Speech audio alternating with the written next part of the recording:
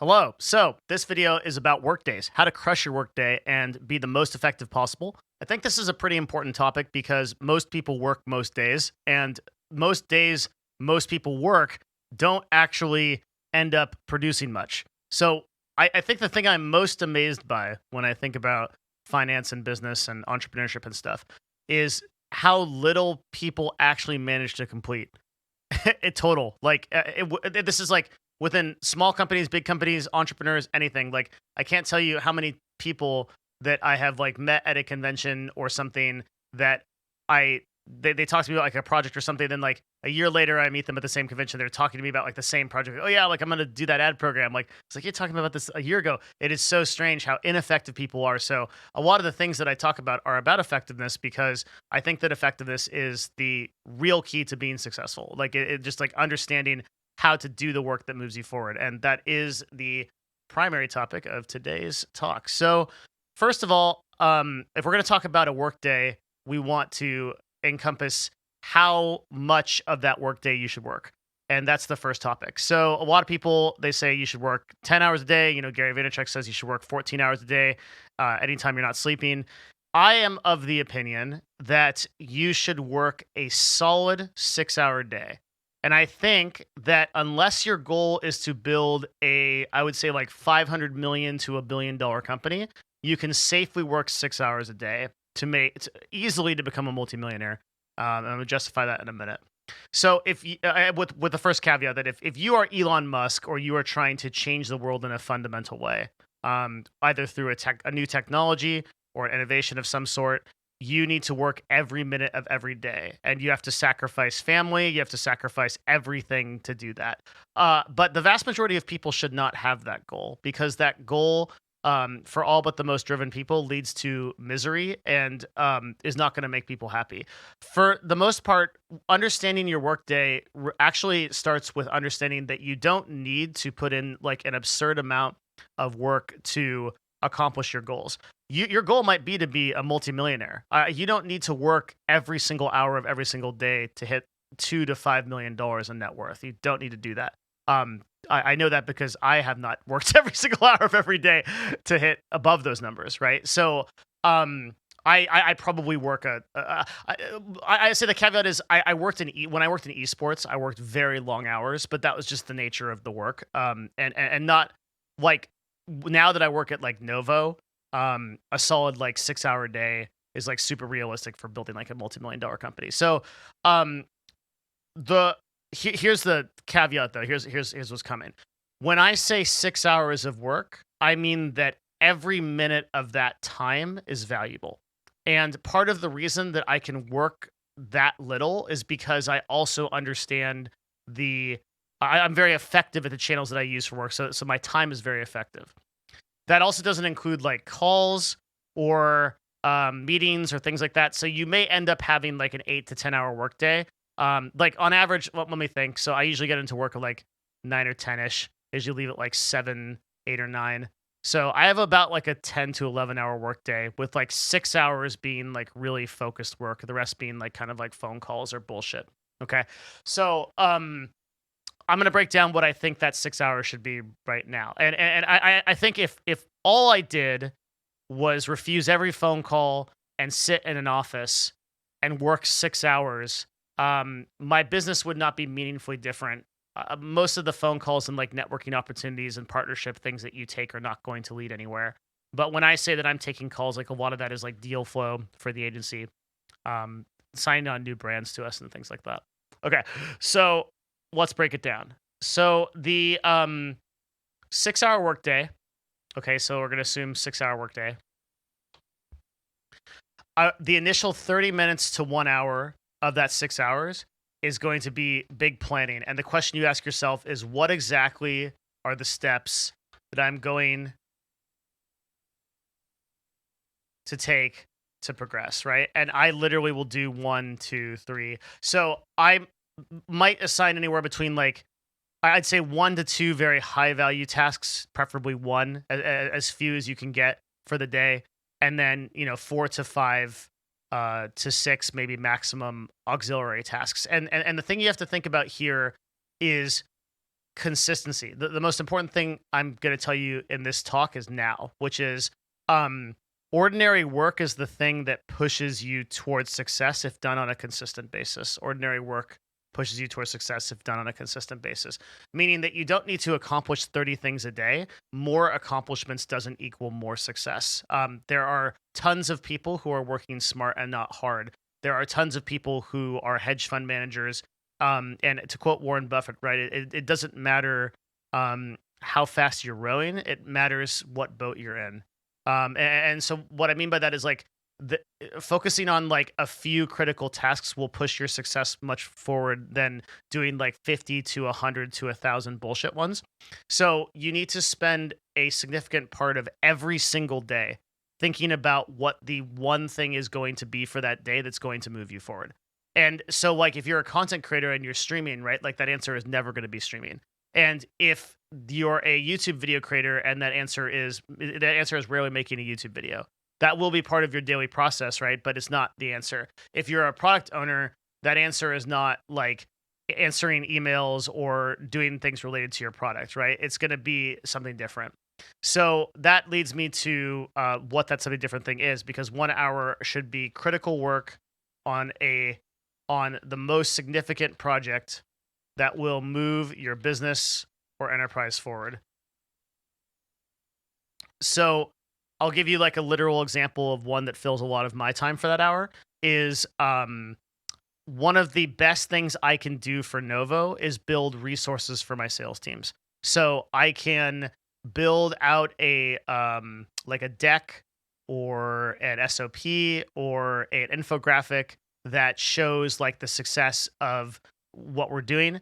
And then I can give that to the entire sales team to indefinitely use in their pitches. That is a critical use of my time that has exponential value in other areas of the business. If you're a content creator, right?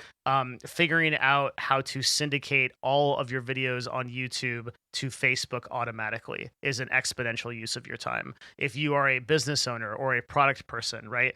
Figuring out how you can innovate your product or going through and reaching out to customers who have previously bought your product before but have been inactive for 6 months and you have a new offer for them. That is the kind of critical work that will actually change your business. So I'm talking about and you might like think in this like right now you're like, okay, well this isn't obvious, Devin, like how do I figure this stuff out? That the first part of this segment is you really thinking about your business intimately and learning the skill of introspection to figure out how you can decide on what your critical work is going to be.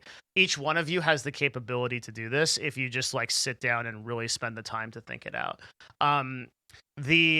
It's going to seem a little bit hard at first, but eventually you're going to come up with like nowadays, like I have a million different things that I know I could be doing to move the company forward, which are all outside of what I would have initially thought are the things that move the company forward. Like you might think that as a CMO, maybe the best thing I could be doing is sales calls to onboard new brands, right? But really the best thing I could be doing is building sales resources so that an entire sales team can onboard new brands and we grow exponentially. So you also want to think, if you're in a business or product relationship or you're a manager of some kind, which a lot of you are, you also want to think in terms of what your staff or employees can do with your time being multiplied exponentially to provide value to them.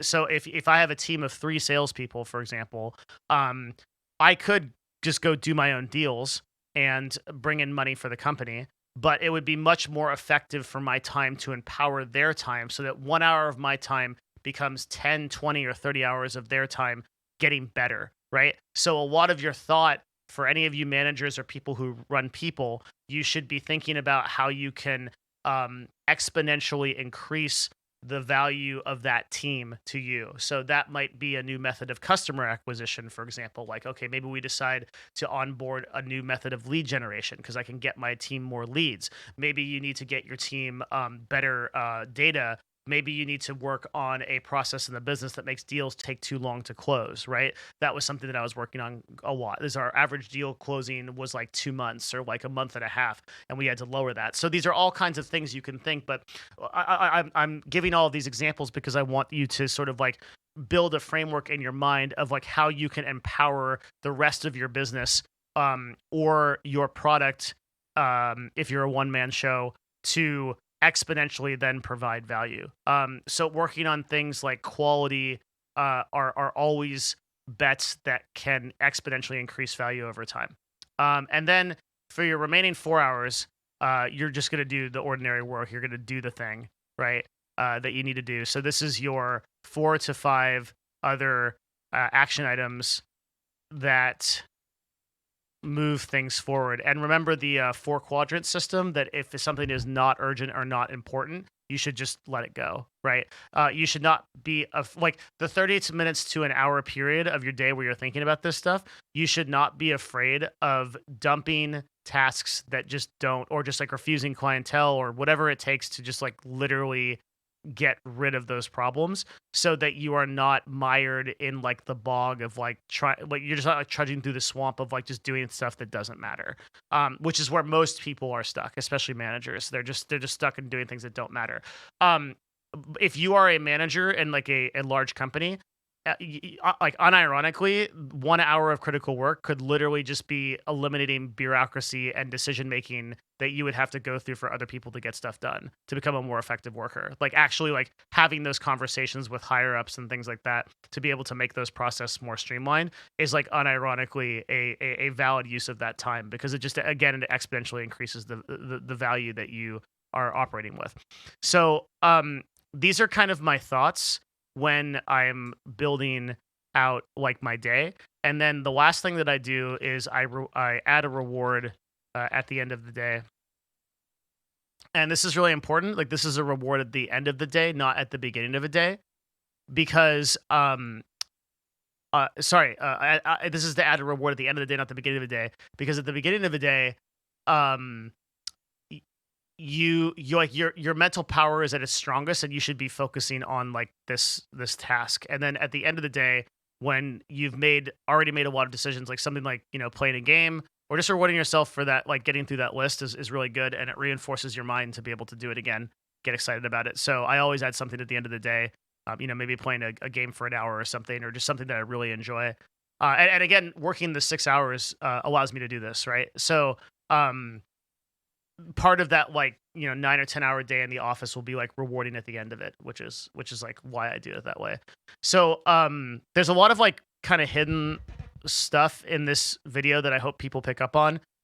Like one is that I really hope that you realize that you don't need to work an insane amount of time, and there's a whole nother conversation we can have, maybe should have, about time off and taking time off, in the sense that like you doing things for your own like physical mental health are as important, if not more important, than like the time you spend in the office, and like your family situation surrounding you and the levels of stress that are incoming or outgoing from your personal life are like as important as anything you do in the office. And if you come in with like a solid mindset and you've like created yourself a lot of space outside of the 6 hours, you will do incredible in that 6 hours. The other thing I would say is don't be afraid to spend as much time thinking introspectively about like where the business ought go.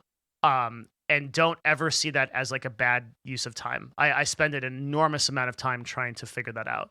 And I'm totally okay with that, even dominating an entire day, so that I will be more effective in the future. This is super, super important thing to realize, that like introspective thinking about what you ought be doing is time never wasted, because most people waste so much time.